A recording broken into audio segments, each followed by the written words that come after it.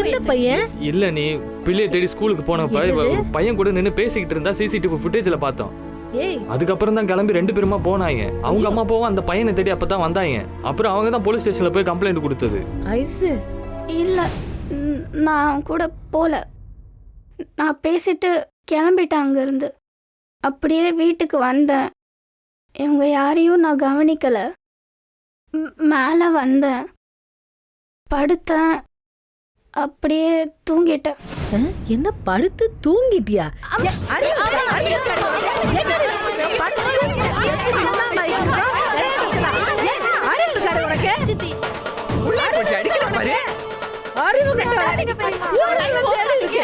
வயசு பிள்ளைய காணுமே எவ்வளவு பதட்டம்.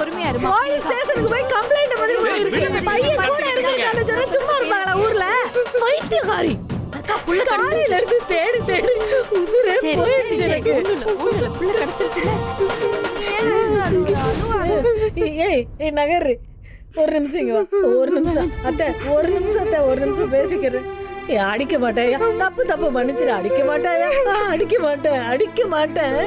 தெரியாம அடிச்சுட்டேன். வீட்டை விட்டு போக கூடாதாயா? வீட்டை விட்டு போக கூடாது. கால விழுந்து கேக்குறேன், இனிமே இது மாதிரி பண்ணாதாயா? உட்காரு. இனிமே ஒத்த வார்த்தை நான் பேச மாட்டேன். வீட்டை விட்டு போயிடணும்னு போனியப்பா.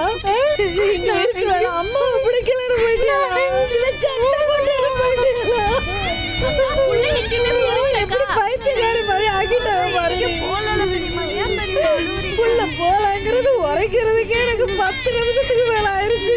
என் தங்கம் இனிமே அடிக்க மாட்டேன். என்ன அடிச்சிரு.